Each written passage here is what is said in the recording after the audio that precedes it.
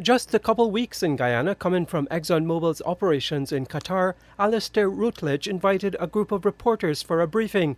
He indicated the company was anxious for approval of the third development project, Payara, and said if it doesn't come soon, the money could go elsewhere. Facing backlash from his comments, which some saw as the company trying to threaten and bully its way through, within hours he issued a message saying while the industry is facing unprecedented market challenges, Exxonmobil is here to stay. We are fully committed to Guyana, have been here for decades despite multiple risks, and stayed when other companies left. He said that Exxonmobil will continue to work closely with the government to develop the country's resources for the long-term benefit of Guyanese and to be transparent in doing so. The new PPP government has brought in a team led by a Canadian expert to review the Payara development plan and the environmental impact assessment. The Payara development plan includes a floating production, storage and offloading vessel named Prosperity, and it is expected to produce 220,000 barrels of oil per day. The development is similar to that of Liza 1 and 2. Payara will have up to 45 wells, including production wells, water injection wells and gas injection wells. Routledge said further delay in approval could throw off its plans, and it was hoping it could have a signal to move ahead in the coming weeks. The timely approval of future projects, including Payara, will ensure that the local workforce and the utilization of local suppliers will continue to grow. ExxonMobil's goal is to maximize the value of the discoveries in Guyana for all Guyanese. Routledge had a few hours earlier boasted that ExxonMobil has other places it could put its money and said the contract with Guyana to explore and develop the giant Stabroek block offshore Guyana was not a sweetheart deal.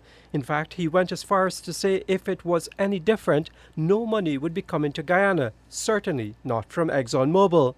If the contract was more challenging for us, then to be honest, I don't think in this environment investment dollars would be coming to Guyana currently.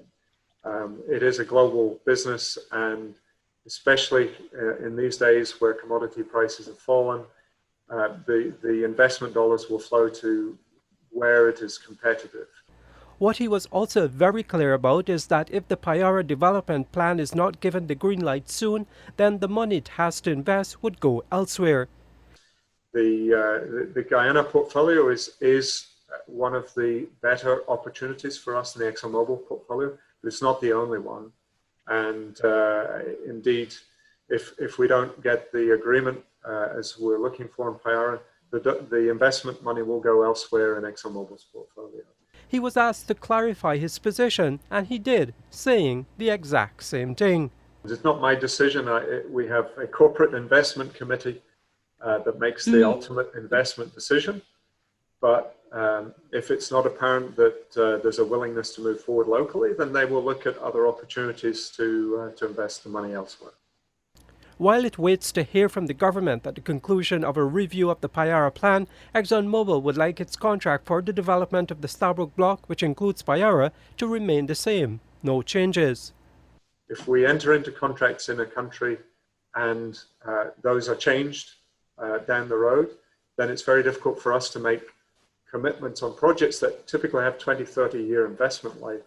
So how can we make those investments if we're unsure whether the terms will change? So I do think it's important that everybody understands that sanctity of contract is important to the long-term investment of not just ExxonMobil, but any other investors considering coming to the country.